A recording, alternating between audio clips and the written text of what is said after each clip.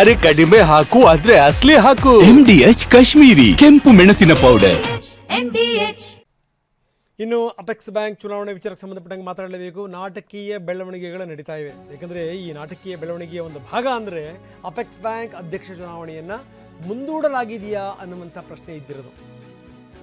President ಮತ್ತು vice president ಎಲೆಕ್ಷನನ್ನು ಮುಂದೂಡಲಾಗಿದೆ. ಇಲ್ಲಿ ನಡೀತಾ ಇದೆ. ನಾಮಪತ್ರವನ್ನು ಬೆಳ್ಳಿ ಪ್ರಕಾಶ್ ವಾಪಸ್ ಪಡೆದಿದ್ದಾರೆ.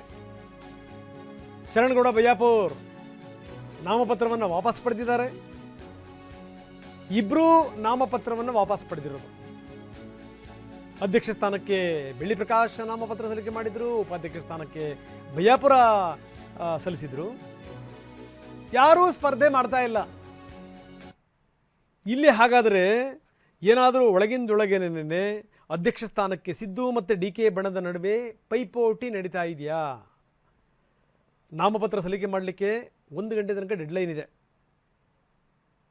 ಡೆಡ್ಲೈನ್ ಮುಗಿದ್ರೂ ಕೂಡ ನಾಮಪತ್ರ ಸಲ್ಲಿಕೆ ಆಗಿಲ್ಲ.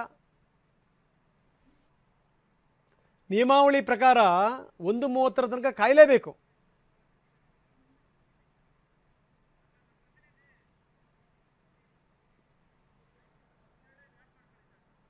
ಸೊ ಇದು ನೋಡಿ, ಬೆಳ್ಳಿ ಪ್ರಕಾಶ್ ಕೂಡ ವಾಪಸ್ ಪಡೆದಿದ್ದಾರೆ. ಅಧ್ಯಕ್ಷ ಸ್ಥಾನಕ್ಕೆ ನಾಮಪತ್ರ ಸಲ್ಲಿಸಿದಂಥವರು, ಉಪಾಧ್ಯಕ್ಷ ಸ್ಥಾನಕ್ಕೆ ನಾಮಪತ್ರ ಸಲ್ಲಿಸಿದವರು ಕೂಡ ವಾಪಸ್ ಪಡೆದಿದ್ದಾರೆ. ಬಯ್ಯಾಪುರ ಇಬ್ಬರೂ ವಾಪಸ್ ಪಡೆದಿರೋದ್ರಿಂದ ಅಧ್ಯಕ್ಷರಾಗಬೇಕು ಅನ್ನುವಂಥವರು ವಾಪಸ್ ಪಡೆದಿದ್ದಾರೆ. ಬೆಳ್ಳಿ ಪ್ರಕಾಶ್ ಉಪಾಧ್ಯಕ್ಷರಾಗಬೇಕು ಅನ್ನುವಂಥವರು ಕೂಡ ನಾಮಪತ್ರವನ್ನು ವಾಪಸ್ ಪಡೆದಿದ್ದಾರೆ. ಏನು ನಡೀತಾ ಇದೆ? ತೀವ್ರ ಪೈಪೋಟಿ ಇದೆ ಗದ್ದುಗೆ ಇರಲಿಕ್ಕೆ.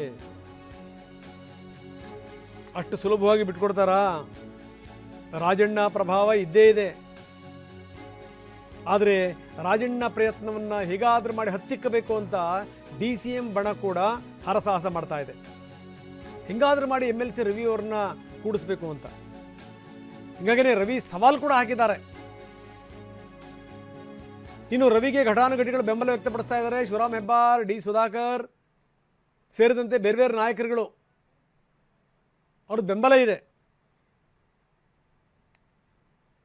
ನಾವು ಚುನಾವಣೆ ಎದುರಿಸ್ತೀವಿ ಅಂತ ರವಿ ಸವಾಲು ಹಾಕಿರೋದು.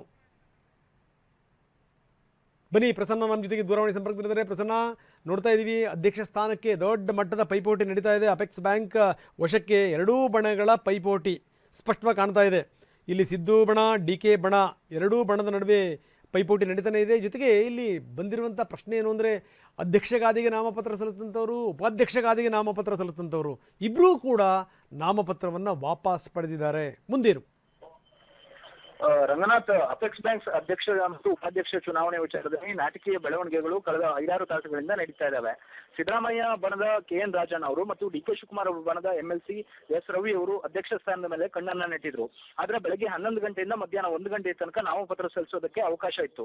ಅಪೆಕ್ಸ್ ಬ್ಯಾಂಕ್ ನ ಕಚೇರಿಗೆ ಬಂದಂತಹ ರಾಜಣ್ಣ, S ರವಿ ಪ್ರತ್ಯೇಕವಾಗಿ ಒಂದು ರೂಮ್ ನಲ್ಲಿ ಕೂತಿದ್ರೆ ಹೊರತು ಇಬ್ರು ಕೂಡ ನಾಮಪತ್ರವನ್ನ ಸಲ್ಲಿಸಲಿಲ್ಲ. ರಾಜಣ್ಣ ಅವರು ಮತ್ತು ರವಿ ಅವರು ನಾಮಪತ್ರ ಸಲ್ಲಿಸ್ತಾರೆ ಅಂತ ಎಲ್ಲರೂ ಕೂಡ ಕಾದು ನೋಡ್ತಾ ಇದ್ರೆ, ಅದರ ಬದಲು ಅಧ್ಯಕ್ಷ ಸ್ಥಾನಕ್ಕೆ ನಾಮಪತ್ರವನ್ನು ಸಲ್ಲಿಸಿದ್ದು ಬೆಳ್ಳಿ ಪ್ರಕಾಶ್ ಅವರು, ಬಿಜೆಪಿಯ ಮಾಜಿ ಶಾಸಕ. ಈ ಕಡೆ ಉಪಾಧ್ಯಕ್ಷ ಸ್ಥಾನಕ್ಕೆ ನಾಮಪತ್ರವನ್ನು ಸಲ್ಲಿಸಿದ್ದು ಕಾಂಗ್ರೆಸ್ನ MLC ಶರಣಗೌಡ ಬಯ್ಯಾಪುರ. ಇವರಿಬ್ಬರು ಕೂಡ ನಾಮಪತ್ರವನ್ನು ಸಲ್ಲಿಸಿದ್ದು ಮುಖ್ಯಮಂತ್ರಿಗಳ ಗಮನಕ್ಕೆ ಹೋಗುತ್ತೆ. ವಿಧಾನಸೌಧದಲ್ಲಿ ಇದ್ದಂತಹ ಮುಖ್ಯಮಂತ್ರಿಗಳು ಇದೀಗ ಬೆಳ್ಳಿ ಪ್ರಕಾಶ್ ಅವರಿಗೂ ಕೂಡ ಕರೆ ಮಾಡ್ತಾರೆ, ಶರಣಗೌಡ ಬಯ್ಯಾಪುರ ಅವರಿಗೂ ಕೂಡ ಕರೆ ಮಾಡ್ತಾರೆ. ಇಬ್ಬರು ಕೂಡ ಮುಖ್ಯಮಂತ್ರಿಗಳ ಸೂಚನೆಯ ಮೇರೆಗೆ ತಾವು ಸಲ್ಲಿಸಿದ್ದಂತ ನಾಮಪತ್ರವನ್ನ ಇದೀಗ ವಾಪಸ್ ಪಡೆದಿದ್ದಾರೆ. ಆ ಮೂಲಕ ಕಣದಲ್ಲಿ ಯಾವ ನಿರ್ದೇಶಕರು ಕೂಡ ಚುನಾವಣೆಗೆ ನಿಲ್ಲದೇ ಇರುವಂತಹ ಒಂದು ಪರಿಸ್ಥಿತಿ ನಿರ್ಮಾಣ ಆಗಿದೆ. ಸರ್ಕಾರ ಮತ್ತು ಹೈಕಮಾಂಡ್ ಇವತ್ತು ನಡೀಬೇಕಿದ್ದಂತಹ ಅಪೆಕ್ಸ್ ಬ್ಯಾಂಕ್ ಚುನಾವಣೆಯನ್ನ ಕಾನೂನಾತ್ಮಕವಾಗಿ ಮುಂದೂಡೋದಕ್ಕೆ ಪ್ರಯತ್ನವನ್ನ ಪಟ್ಟಿತ್ತು. ಆದ್ರೆ KN ರಾಜಣ್ಣ ಮತ್ತು S ರವಿ ನಡುವಿನ ಪೈಪೋಟಿಯ ಕಾರಣದಿಂದ ಇವತ್ತು ಚುನಾವಣೆಯನ್ನ ಮುಂದೂಡೋದಕ್ಕೆ ಬೆಳಗಿನ ತನಕವೂ ಕೂಡ ಸಾಧ್ಯ ಆಗಿರಲಿಲ್ಲ. ಹೀಗಾಗಿ ಅಧಿಕೃತವಾಗಿ ರಾಜಣ್ಣ ಅವರು ಕೂಡ ನಾಮಪತ್ರವನ್ನ ಸಲ್ಲಿಸಿಲ್ಲ, S ರವಿ ಕೂಡ ನಾಮಪತ್ರವನ್ನ ಸಲ್ಲಿಸಿಲ್ಲ. ಆದ್ರೆ ಮುಂದಿನ ದಿನಗಳಲ್ಲಿ ತಮ್ಮ ಕೈವಶವನ್ನ ಮಾಡ್ಕೊಳ್ಬೇಕು ಅನ್ನುವಂತ ಕಾರಣಕ್ಕೋಸ್ಕರ ಇದೀಗ ತಂತ್ರಗಾರಿಕೆಯನ್ನ ಮಾಡಿದಂತ KN ರಾಜಣ್ಣ ಅವರು ಎಲ್ಲೋ ಒಂದ್ ಕಡೆ ಪರೋಕ್ಷವಾಗಿ ಬೆಳ್ಳಿ ಪ್ರಕಾಶ್ ಅವರಿಗೆ ನಾಮಪತ್ರ ಸಲ್ಲಿಸೋದಕ್ಕೆ ಸೂಚಿಸಿದ್ರ ಅನ್ನುವಂತ ಪ್ರಶ್ನೆಗಳಿದಾವೆ. ಬೆಳ್ಳಿ ಜಯಪ್ರಕಾಶ್ ಅಧ್ಯಕ್ಷ ಸ್ಥಾನಕ್ಕೆ ನಾಮಪತ್ರವನ್ನು ಸಲ್ಲಿಸಿ ಅವರು ಕೂಡ ವಾಪಸ್ ಪಡ್ಕೊಂಡಿದ್ದಾರೆ. ಉಪಾಧ್ಯಕ್ಷ ಸ್ಥಾನಕ್ಕೆ ನಾಮಪತ್ರವನ್ನು ಸಲ್ಲಿಸಿದಂತಹ ಶರಣಗೌಡ ಬಯ್ಯಾಪುರ ಅವರು ಕೂಡ ವಾಪಸ್ ಪಡೆದಿದ್ದಾರೆ. ಈ ಮೂಲಕ ಕಣದಲ್ಲಿ ಯಾರೂ ಇಲ್ಲದ ಕಾರಣಕ್ಕೋಸ್ಕರ ಬಹುತೇಕ 7 ದಿನಗಳ ಕಾಲ ಈ ಚುನಾವಣೆ ಮುಂದೆ ದೂಡಲ್ಪಡುವಂತಹ ಸಾಧ್ಯತೆಗಳಿದಾವೆ. ಅಧಿಕೃತವಾಗಿ 1:30 ತನಕವೂ ಕೂಡ ಈ ವಿಷಯ ಬಹಿರಂಗವಾಗಿ ಘೋಷಣೆ ಆಗೋದಕ್ಕೆ ಕಾಯ್ಬೇಕಾಗುತ್ತೆ. ಬಹುತೇಕ ಮಧ್ಯಾಹ್ನದ ವೇಳೆಗೆ ಒಂದು ಸ್ಪಷ್ಟ ಚಿತ್ರಣ ಸಿಗುವಂತಹ ಸಾಧ್ಯತೆ ಇದೆ.